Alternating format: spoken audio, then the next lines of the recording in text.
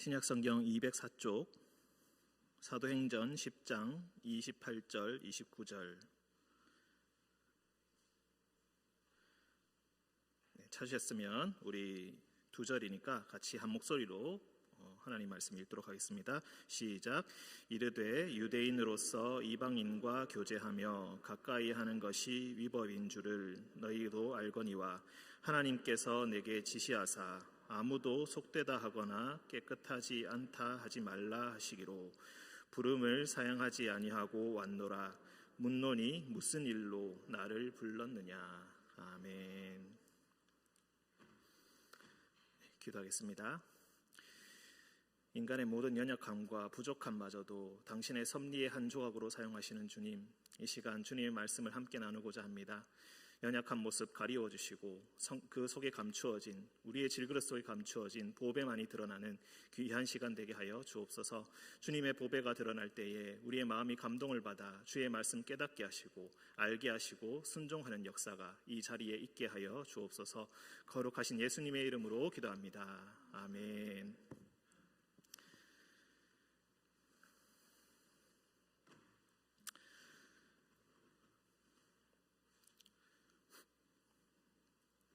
우리가 살다 보면은 가끔 그럴 때가 있지 않습니까? 까맣게 잊고 있었던 옛날 노래 한 소절이 갑자기 생각이 나고 이 특정 구간이 계속해서 머릿속에서 마치 반복 재생될 때가 한 번씩 있습니다. 옛날에 좋아했던 노래 혹은 옛날에 자주 들었던 노래, 그리고 그 노래를 다시 떠올리면서 옛날에 그 노래를 들었을 때의 그 시절과 그때의 감정으로 다시 한번 돌아가서 상념에 젖는 그런 일들이 우리에게 한 번씩 있습니다. 제가 최근에 아주 뜬금없이 한 노래가 생각이 났는데 찬양이면 좋겠지만 유감스럽게도 가요입니다. 제가 부르기는 좀 그렇고 한번 가사를 말씀드릴 테니 한번 어떤 노래인지 한번 맞춰보시기 바랍니다. 제 머릿속에 생각나는 부분만 말씀드리자면은 산다는 건 좋은 거지 수지 맞는 장사잔소 알몸으로 태어나서 벌써 아신 분 계시네요.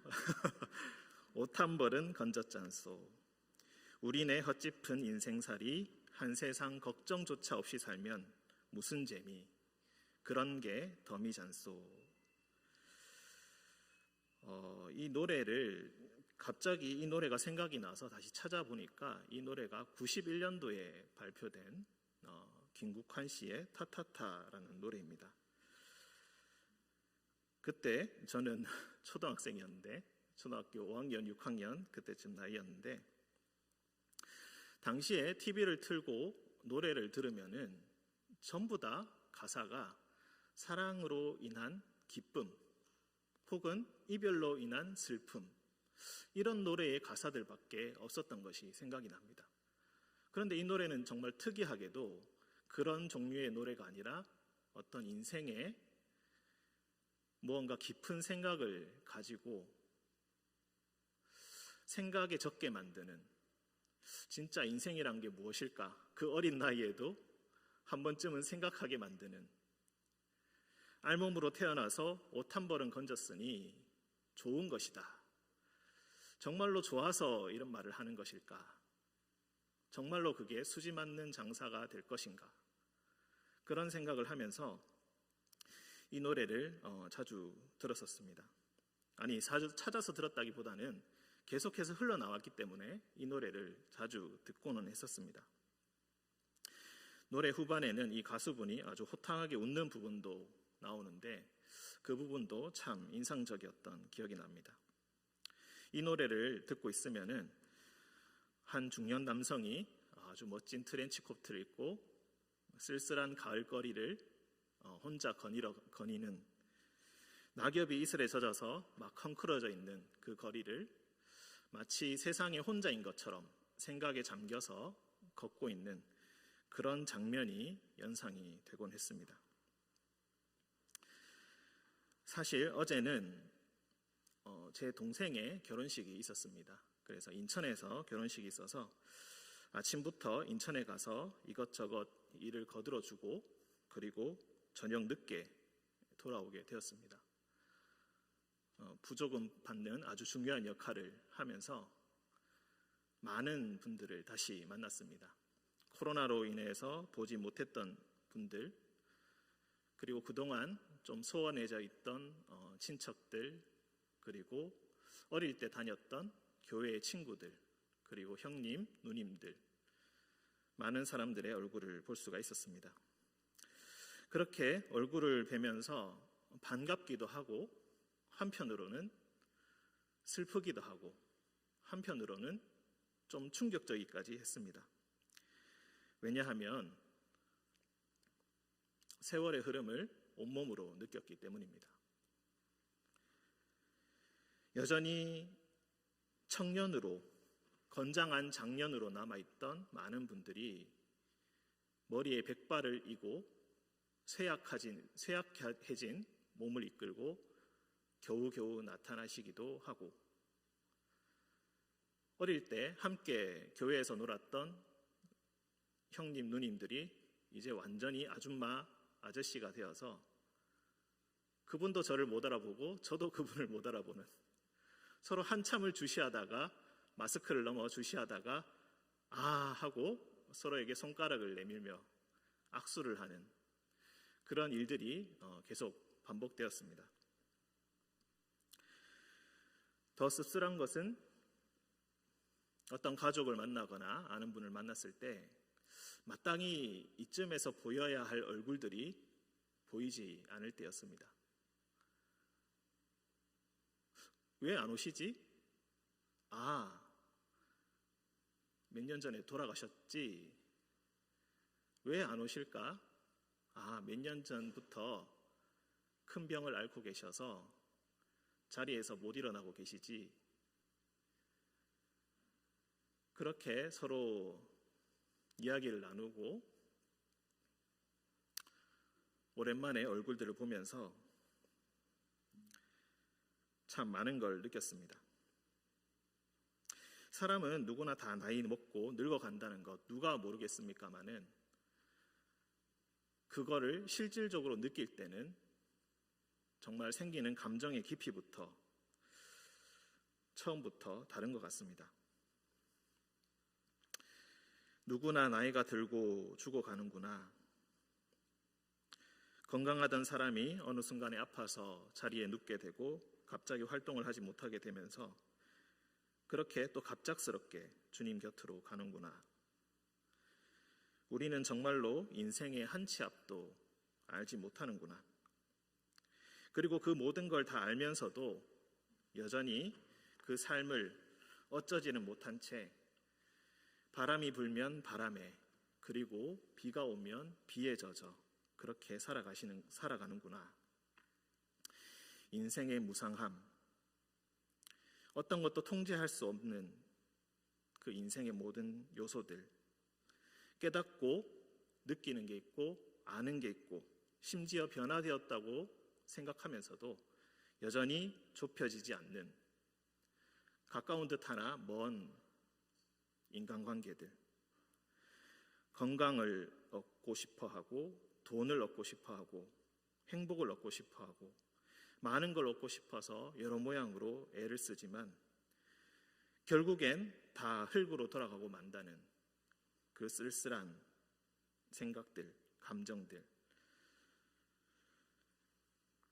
어쩌면 이 노래의 가사대로 내 입고 있는 이 옷 한 벌이 감사하고, 일할 수 있음이 감사하고, 혼자 걸어 다닐 수 있음이 감사하고, 심지어는 무엇인가 걱정할 수 있고 염려할 수 있고 그래서 기도할 수 있다는 것, 그것마저도 감사한 것이 아닐까.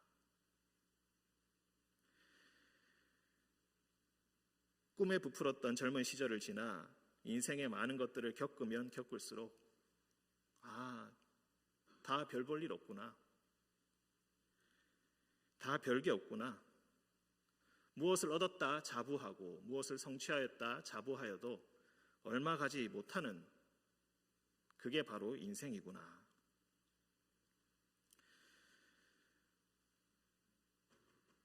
이런저런 생각을 하다가 또 이런 생각도 한번 해봅니다. 인생을 뒤돌아보면서 나는 왜 이때 태어났을까? 나는 왜 이곳에 태어났을까? 나는 왜 이곳에서 활동을 하고 있을까? 나는 왜 이곳에서 사람을 사귀고 이곳에서 살아가고 있을까? 내가 딴 곳에 태어났다면, 딴 시대에 태어났다면 어떻게 되었을까? 내 인생은 어쩌다가 여기까지 흘러 오게 되었을까? 물론 각자에게 이유가 있겠지만 생각해보면은 우연으로 보이는 수많은 일들이 겹쳐서 일어날 때도 참 많이 있습니다. 그러면서 그 뒤에 무엇인가 이유가 있지 않을까? 분명히 어떤 의미 같은 게 있지 않을까? 그런 것들을 한번 생각해 보는 것입니다. 여러분의 삶의 궤적에는 어떤 의미와 어떤 이유가 있습니까? 어쩌면 너무나 바쁜 나머지 대부분은 그런 것들 생각할 여유조차 없이 돌아볼 틈새도 없이 바쁘게 오늘의 삶의 과제들을 열심히 해내기에도 부족할지도 모르겠습니다. 오늘 우리가 읽은 이 사도행전 10장 28절, 29절의 이 말씀은 베드로가 고넬료라는 사람에게 한 말입니다. 사실 이 두 절만 우리가 읽었지만 오늘 함께 나누고자 하는 말씀은 10장 1절부터 11장 18절까지의 내용을 이야기합니다. 오늘 이 고넬료, 이 코르넬리우스라고 발음할 수 있는 이 사람은 로마 사람입니다. 로마가 팔레스타인 지역을 점령하게 되었습니다. 로마에 대한 상식이 있으신 분들은 다 아시다시피 로마 사람들은 새로운 지역을 정복하면 열심히 길을 만들고 길을 닦습니다. 그래서 배를 타고 갈 수 있는 가장 좋은 길을 만들기 위해서 좋은 장소에다가 가이사랴라는 항구를 만듭니다. 가이사랴라는 말 우리가 성경을 통해 들었지만 원래 이 가이사랴, 카이사르, 혹시 우리에게 익숙한 발음으로는 시저, 로마 황제를 의미하는 단어입니다. 로마 황제, 로마의 황제의 주권을 상징하는 그 이름입니다. 그래서 그곳에 새로운 계획 도시를 만들어서 항구를 만든 것이 바로 이 가이사랴라는 곳입니다. 가이사랴는 처음부터 계획되어서 로마 황제에게 바쳐진 도시이고 그리고 세금을 조달하기 위한 그런 항구입니다. 그래서 로마 군인들이 반란으로부터 그곳을 지키기 위해서 항상 상주하게 됩니다. 그 중에서 백부장의 역할을 하는 사람이 바로 이 고넬료 코르넬리우스라는 사람입니다. 사도행전을 읽다 보면은 성경에도 그 흔적들이 나와 있는데 하나님을 경외하는 자들이라는 사람들이 있습니다. 영어로 God fearer라고 불리던 그런 사람들인데 이 사람들은 이방인입니다. 로마 사람으로서 그리고 그리스 문명에 젖은 사람으로서 세계 여행이 이제 시작되면서 서로의 문화와 종교를 접하게 되고 그리고 서로의 문화와 종교를 받아들이게 되는 그런 현상들이 일어나는데 이방인들이 유대인들의 회당에서 여호와 하나님을 알게 되고 그리고 여호와 하나님께 빠져들어서 반해서 그리고 믿음을 가지게 되어서 함께 예배를 드리기 시작하는 사람들이 생겨납니다. 하지만 유대인들은 할례를 받고 정식 일원이 되어야 그 회당에 정식으로 끼워줄 수 있게 되는데 그 사람들은 할례는 받지 않습니다. 그냥 뒤에서 같이 구약 성경을 읽고 그리고 예배를 드리고자 하는 사람들입니다. 이 사람들을 일컬어서 하나님을 경외하는 자들이라고 부릅니다. 10장 2절을 보시면은 그 흔적이 나옵니다. 온 지방과 더불어 하나님을 경외하였다. 이 하나님을 경외한다라는 말이 그냥 우리가 일반적으로 생각하는 그 하나님을 경외한다라는 말의 의미도 되지만 그 무리들을 지칭하는 단어로서 하나님을 경외하는 자들이란 말을 쓰고 있습니다. 이 사람들은 이방인이고 즉 외국인입니다. 익숙하지 않은 관습은 거부합니다. 그리고 그 믿음만 취하려고 합니다. 사실 외국인 된 입장에서 이 고넬료라는 사람은 유대교와 기독교를 구분하지는 못했습니다. 그래서 예수 그리스도의 존재를 알지 못했습니다. 그저 여호와 하나님을 경배하고 그 믿음에 충실한 사람이었습니다. 그 믿음에 어찌나 깊이 빠져들었던지 기도와 구제가 대단하였다라고 이야기합니다. 백성을 많이 구제하고 하나님께 항상 기도하였다. 그리하여서 이 경건한 이방인은 하나님의 명령을 천사를 통하여서 듣게 됩니다. 욥바에 사람을 보내어서 베드로라 하는 시몬을 청하여라. 그 사람을 불러오라. 이 청하다라는 단어를 기억해 두시기 바랍니다. 기독교의 존재를 전혀 모르는 이 고넬료는 그때 당시에 예수님이 누군지 전혀 몰랐고 기독교와 유대교는 전혀 구분하지도 못했으며 예수님을 전하던 제자들은 심지어 이 믿음을 전할 생각이 없었습니다. 예수님을 믿는 제자들이지만 이방인들에게는 이 말씀을 전할 수가 없다. 아예 생각조차 하지 아니하였다. 그래서 우리가 오늘 말씀 28절을 보시면은 유대인으로서 이방인과 교제하며 가까이 하는 것이 위법인 줄을 너희가 알거니와 이렇게 이야기합니다. 그리고 이 일 때문에 고넬료에게 복음을 전한 그 이유 때문에 나중에 11장 1절에 보시면은 유대에 있는 사도들과 형제들에게 가서 추궁을 당하게 됩니다. 왜 추궁을 당하였는가? 3절에 보시면은 네가 무할례자의 집에 들어가 함께 먹었다. 복음을 전했으니 잘했다 이런 것이 아니라 너 왜 무할례자의 집에 들어가서 함께 밥을 먹었느냐, 부정한 음식을 같이 먹었느냐, 이것을 가지고 베드로를 추궁했던 것입니다. 유대인의 생각이 어떤지 우리가 잘 알 수가 있겠습니다. 어찌 되었던 간에 유대인은 구분된 사람으로서 이방인들에게 하나님을 전할 생각이 그리고 예수 그리스도를 전할 생각이 아예 없었다는 것을 우리가 간접적으로 알 수가 있습니다. 그냥 이방인은 율법을 알지 못하고 하나님을 알지 못하는 자들이고 가까이 해서는 안 될 사람들이었던 것입니다. 이 사람들에게 나라가 멸망당하고 온갖 시련을 겪었으니 그 적개심이 어떠했는지는 우리가 더 잘 이해할 수가 있겠습니다. 각자의 자리에서 생존해야 했던 유대인들, 그리하여서 타인에 대한 경계심이 때로는 지나칠 정도로 대단했던 것이 바로 그때의 사회적 분위기였습니다. 이방인들은 하나님을 믿을 수 없다. 이전에 유대파 헬라파 유대인들과 히브리파 유대인에 대한 이야기가 사도행전 6장에 나오는 것을 우리가 읽은 바가 있습니다. 자주 읽어보신 분들은 잘 아실 것입니다. 헬라파 유대인들은 출신은 혈통은 유대인인데 처음부터 헬라 문화에, 즉 팔레스타인에 살지 않고 외국에서 살았던 그야말로 교포라고 할 수 있는 그런 사람들입니다. 이 교포, 다른 문화에서 자라왔던 유대인들과도 문화가 달라서 그리고 생각이 달라서 처음에 생겨났던 교회에서 온갖 트러블이 일어났다는 것을 우리는 기록을 통해서 짐작할 수가 있습니다. 그러니 헬라파 유대인들과도 이러할진데 이방인들에게는 어떠했겠는가? 이러니 앞서 7장에서 스데반이 유대인들에게 헬라파 유대인입니다. 돌을 맞아서 죽임을 당하고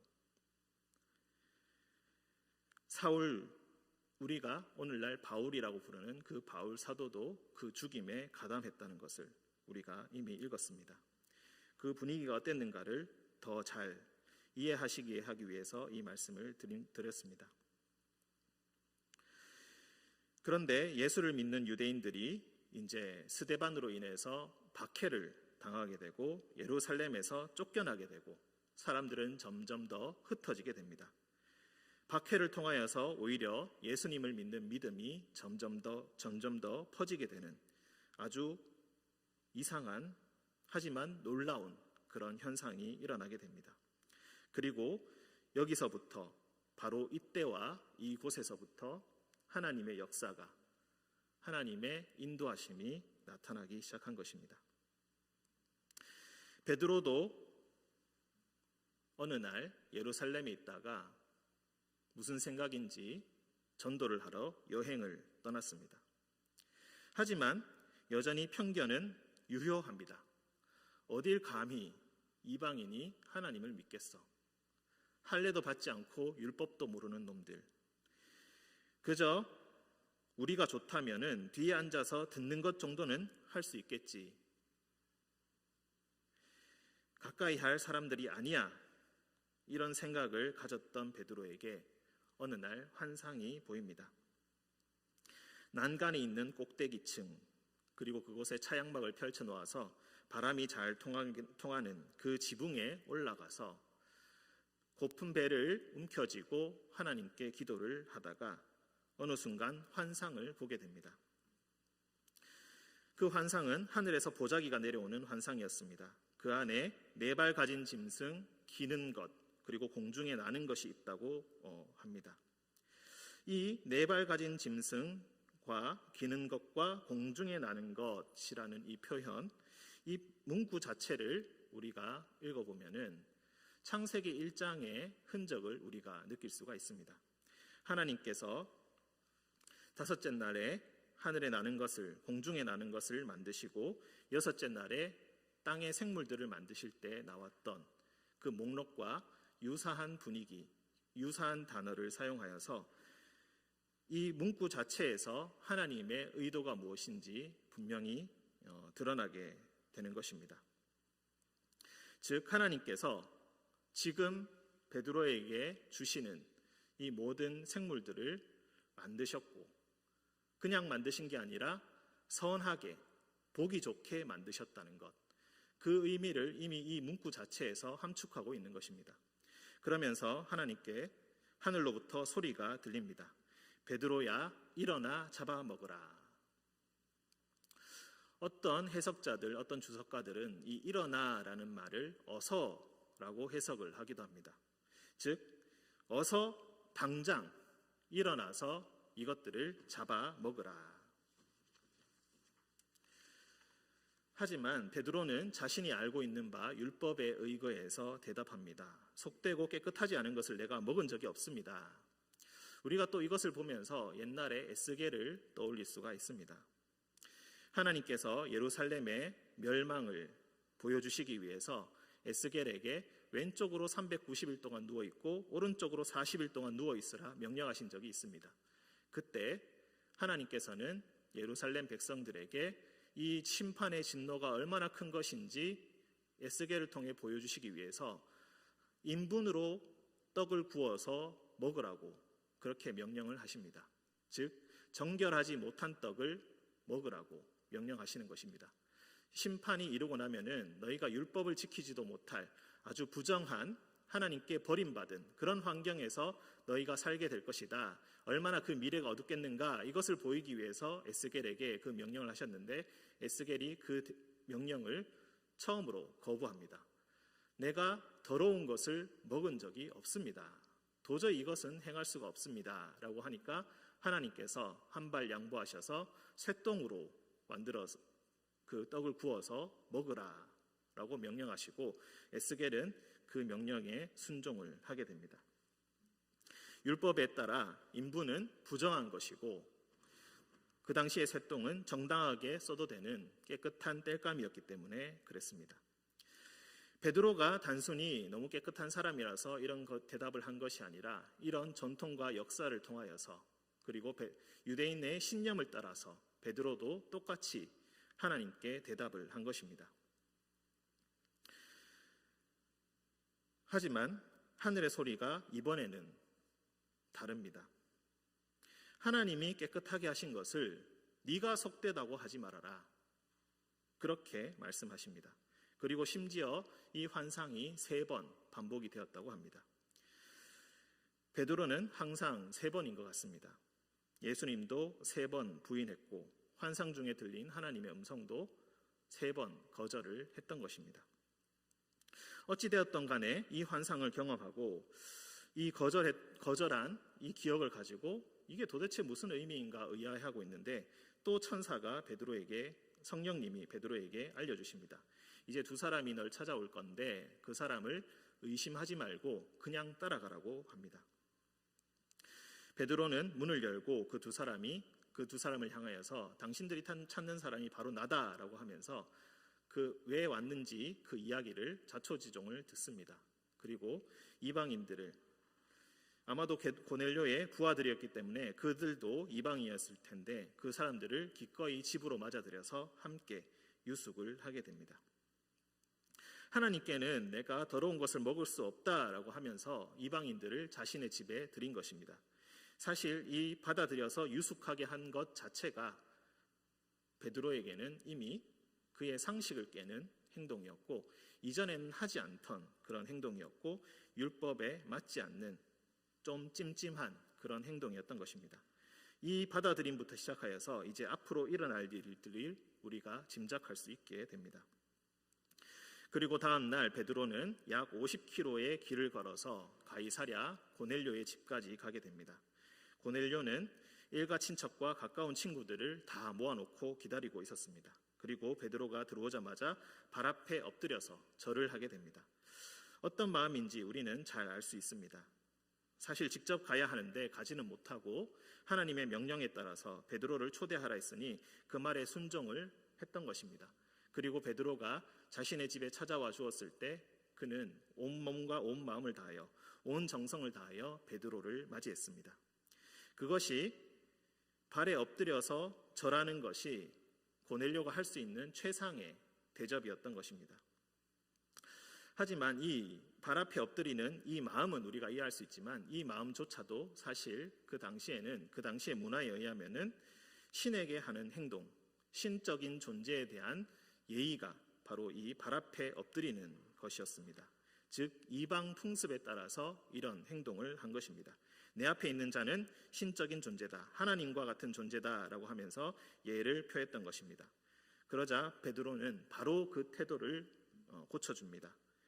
물론 모범적인 겸손의 의미도 있지만 그것보다는 나 역시 하나님 앞에 한 사람에 불과하다는 것, 나도 역시 피조물에 불과한 동등한 존재라는 것을 알려준 것입니다. 하나님의 명령에 따라서 둘 다 하나님의 명령을 받고 이 만남이 갑작스럽게 일어나게 되었습니다.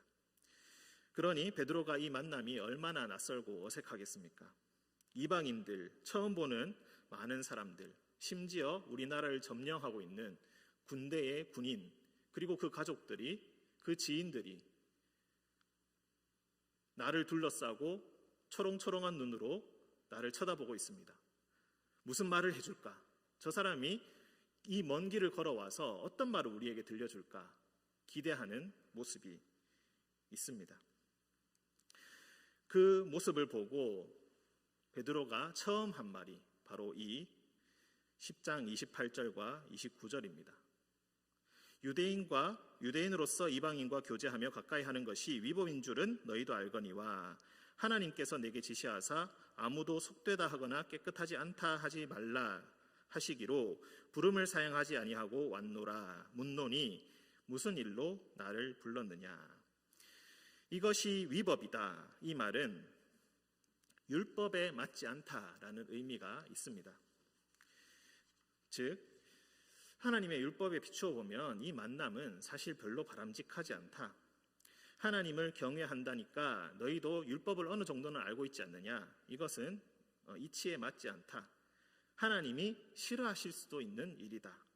하지만 바로 그 하나님께서 나에게 환상을 보여주시고 고넬료에게 명령하셨으니 나는 내 상식으로는 내 행동으로는, 내 선입견으로는, 내 편견으로는 내가 그동안 살아왔던 인생을 되돌아보아서는 절대로 하지 않을 이 행동을 부름에 따라서 이곳에 오게 되었다.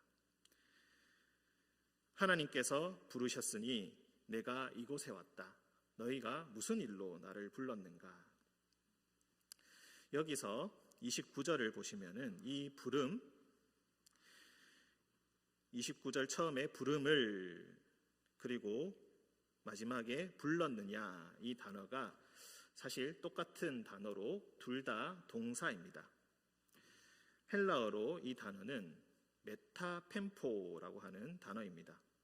그런데 이 단어는 다른 곳에서는, 신약 성경 다른 곳에서는 전혀 나오지 않고 오직 사도행전에서만 9번 나오는 단어입니다. 메타펜포라고 했습니다. 원래 보낸다라는 말은 거의 다 펜포라는 말을 씁니다. 메타라는 말은 우리가 몇 번 들어보셨을 것입니다. 요즘에 유행하는 말, 메타인지, 메타버스, 이런 말들이 유행하지 않습니까? 원래 이 단어는 함께 혹은 뒤에, 다음에 이런 의미가 있는데 그것 말고도 상위에라는 의미가 있습니다. 즉 메타인지라는 것은 인지하는 과정을 인지하는 것, 그것을 이야기하고 메타버스 역시 그와 유사한 의미가 있습니다. 그렇다면 메타펜포라는 것은 어떤 것인가?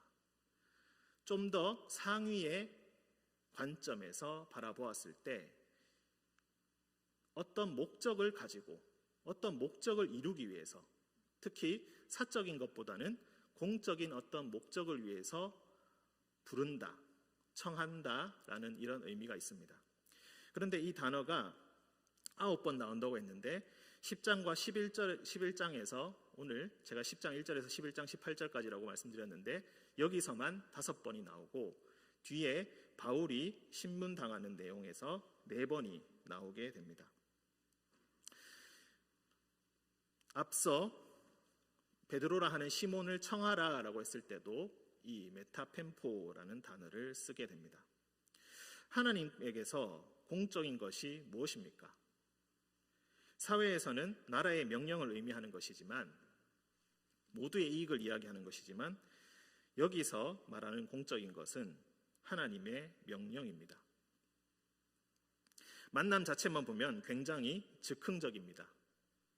어쩌면은 굉장히 사람들이 보기에는 충동적인 면이 있을지도 모르겠습니다. 둘 다 하나님의 명령을 받아서 그것을 단숨에 순종하고 실천하였습니다. 순종하는데 망설이지 않았습니다. 해가 져서 어두우니 바로 다음 날 자신이 아는 사람들과 함께 베드로는 고넬료에게 갔고, 그리고 이 둘의 만남이 이루어졌던 것입니다. 오랜 시간 뜸들이고 생각하고 계산하지 않았습니다. 응답이 오는 그 순간, 그리고 하나님께서 서로를 부르고 서로를 만나게 해주실 때에 그들은 즉시 가서 만나게 되었습니다. 그것이 바로 하나님에 대한 응답이었고, 이것이야말로 하나님께서 보내신 메타펜포, 특별한 부르심과 보내심이었던 것입니다. 다시 우리가 설교 초반으로 돌아가서 나는 왜 지금 이곳에 있는가? 나는 왜 이 사람들과 함께 있는가? 나는 왜 이런 관계에서 벗어날 수가 없어서 상처를 받기도 하고, 때로는 위로를 받기도 하고, 알 수 없이 우리의 인생이 흘러가는가? 어쩔 때는 물줄기가 땅의 모양에 따라 흐르듯이 대부분의 삶이 크게 다른 것 없이 비슷해 보이고, 또 어떨 때는 너무 다르지 않나 걱정이 되면서 다른 사람과 비슷하게 살아가려고 애를 쓸 때도 있습니다. 이런 것이 인생이지, 이런 게 그냥 내 팔자지라고 체념하면서 그렇게 살아가기도 합니다. 다만 인생이 좋은 방향으로 흘러가길 바라면서도 한편으로는 우리는 체념하면서 살아갑니다. 하지만 오늘 말씀을 통해서 우리가 알 수 있는 것은 이것입니다. 그리스도인의 생각은 여기서 그치지 않는다.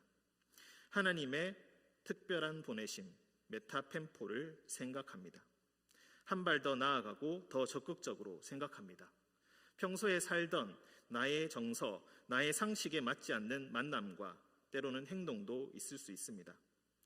때로는 내가 믿었던 그 신념이라는 편견이 산산조각이 나고 내 안전장치가 모두 해제되고 그저 하나님의 지시하심이라는 하나님의 인도하심이라는 거대한 물결에 그저 내 몸을 맡기면서 그 부르신 그 자리를 따라 낯선 사람과 환경으로 나아가야 합니다. 나아가야 할 때가 있습니다. 그리고 하나님께서 일하시는 그 모습을 기대하면서 하나님의 역사를 소원하게 되는 것입니다. 고넬료는 베드로를 불러서 무엇을 듣고 싶었을까요? 어쩌면은 정말 좋은 이야기를 원했는지도 모릅니다. 너 참 기도와 구제가 뛰어나구나. 내가 이제부터 특별한 보상을 줄 것이다. 라는 하나님의 보상을 바랬는지도 모르겠습니다. 고넬료의 가정에 이제 풍성한 복을 받을 것이라는 선언을 기대했는지도 모르겠습니다. 마음속에 늘 근심하던 걱정거리를 모두 다 알고 해결해 주실 것을 기대했는지도 모르겠습니다. 친척 중에 내가 사랑하는 사람들 중에 아픈 사람을 낫게 해줄 것이라는 그런 선포를 바랬는지도 모르겠습니다. 50km 떨어진 곳에서 베드로라 들어본 적도 없는 이 베드로라 하는 시몬을 부르라는 하나님의 명령을 받았을 때 그는 도대체 무슨 말을 듣기 원했을까요? 베드로의 말은 어떤 것이었습니까? 하지만 고넬료가 원하던, 어쩌면 원했을지도 모르는 그런 대답은 아니었습니다. 그저 처음부터 끝까지, 그 내용이 34절부터 43절까지 나오는데 처음부터 끝까지 예수 그리스도에 대한 증언으로만 채워졌습니다. 그리고 그가 전하신 복음의 내용을 전하였습니다. 살아생전에 그가 행하신 선한 일들과 기적들, 십자가와 부활의 사건들, 산자와 죽은 자의 재판장으로 하나님께서 그를 세우셨다는 선언과 그를 믿는 자들은 그의 이름으로 죄 사함을 받을 것이라는 그 선언이었습니다. 고넬료를 아끼고 사랑하시어 자손과 재산의 복을 풍성히 주시고 승진하여 황제의 자리도 차지할 수 있을 것이라는 그런 장밋빛 미래를 제시하신 것이 아니라 오직 예수 그리스도와 함께하는 인생, 삶과 죽음의 경계를 넘어 왕이 되신 하나님의 아들 예수 그리스도에 관한 증언이 오직 그의 입술에 나온 전부였습니다. 하지만 놀랍게도 베드로가 이 말을 할 때에 성령이 말씀을 듣는 모든 사람에게 내렸다라고 합니다. 베드로와 함께 온 사람들, 할례받은 유대인들은 이방인들에게 성령이 부어진 현상을 보고 깜짝 놀랍니다. 2장에서 마가의 다락방에서 일어났던 그 성령 강림의 사건이 이 이방인들에게 똑같이 일어나서 이방인들이 방언을 하고 하나님을 찬양하는 말을 하는 제2의 오순절이, 제2의 이방인들의 오순절이 임하는 모습을 그들은 보게 되었습니다. 그리고 베드로는 그 모습을 보고 고넬료에게, 그리고 고넬료와 함께 있던 자들에게 세례를 베풉니다. 이 놀라운 하나님의 역사하심, 하나님의 보내심으로 일어난 이 만남 가운데 일어난 이 놀라운 성령의 역사. 하지만 그 결과가 꼭 좋은 것만은 아니었습니다. 11장 1절에서 베드로는 소환되어서 사도들과 다른 형제들에게 끌려갑니다.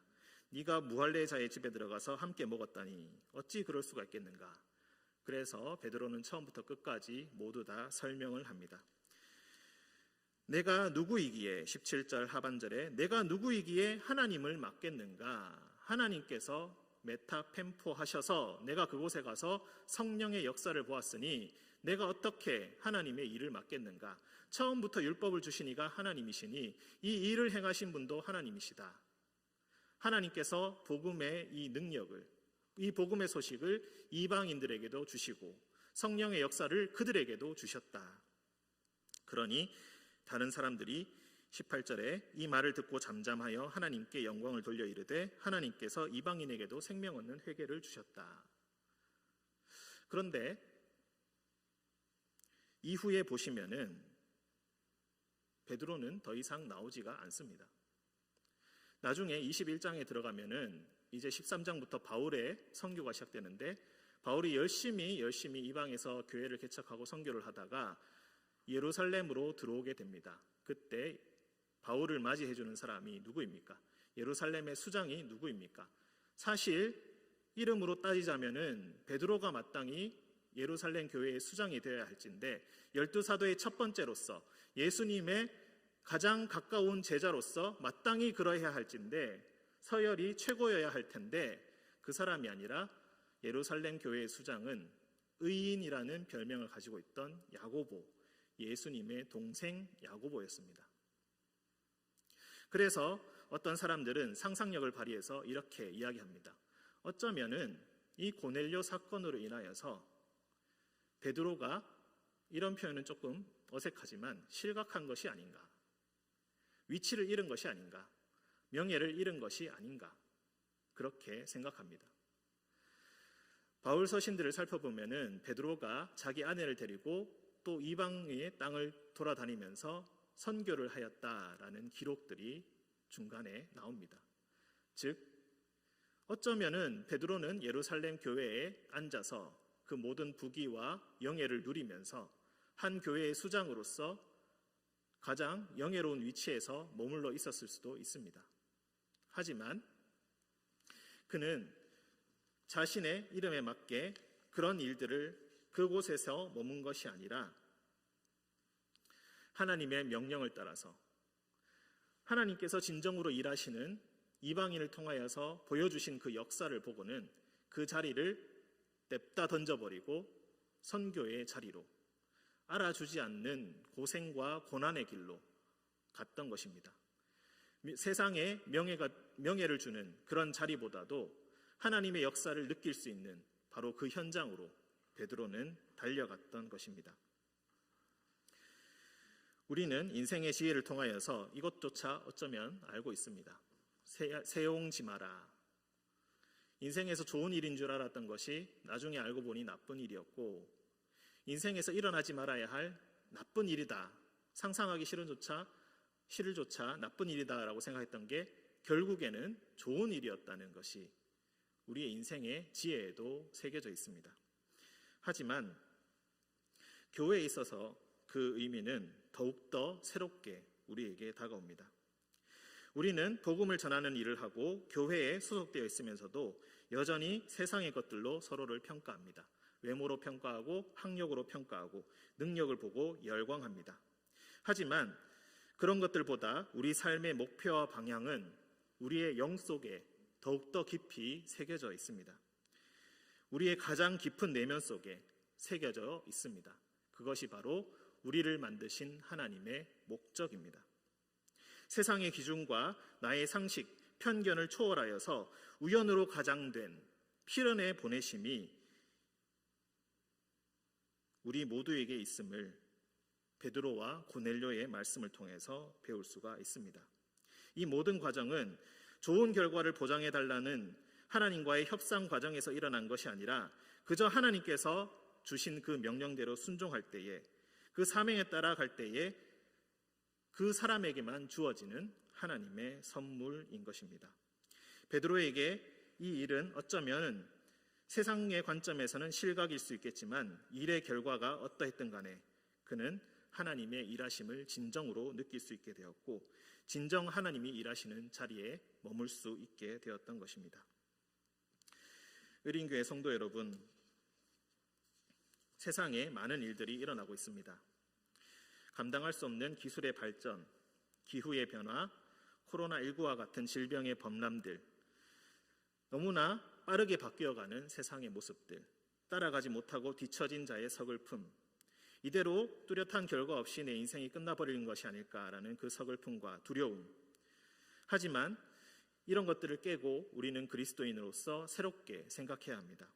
하나님께서 내 기존의 생각과 가치관을 깨트리시고 새로운 것을 말씀하시며 새로운 곳, 새로운 사람, 새로운 환경으로 우리에게 가라 하실 때에 우리는 하나님 말씀에 의지하여 나아갈 수가 있습니다.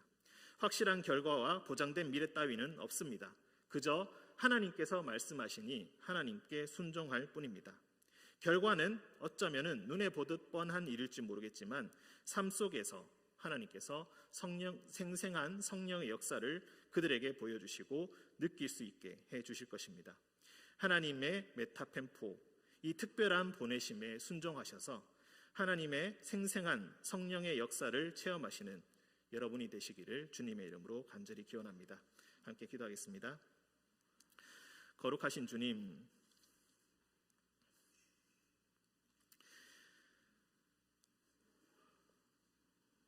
우리는 인생을 잘 알지 못합니다.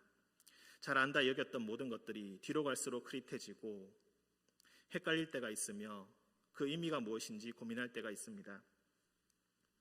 그저 한숨 쉬며 내 팔자련이 체념하기도 하고 다른 것에 몰두하면서 인생의 의미를 찾고자 하곤 합니다. 사랑의 주님, 우리의 영에 새겨두신 하나님의 목적, 하나님의 특별한 보내심, 하나님의 목적에 맞게 사용하시는 질그릇으로서 우리의 사명을 다시 한번 생각합니다. 주님, 우리 가운데 역사하셔서 인도하여 주시고 우리의 인생이 비록 겉보기에 초라하고 연약해 보인다 할지라도 하나님께 순종하며 나아갈 때에 하나님께서 보여주시는 그 생생한 성령의 역사를 우리 삶 곳곳에서 느끼게 하여 주시고 그 모든 낯선 만남과 낯선 환경에서 겪는 모든 괴로움 가운데 주님의 섭리하심을 느끼는 우리 모든 그리스도인들, 의린교회 성도들 되게 하여 주옵소서. 두려워하지 않고 하나님의 명령에 순종하는 자들 되게 하여 주옵소서. 주님께서 우리와 늘 동행하여 주심을 믿으며 거룩하신 예수님의 이름으로 기도합니다. 아멘.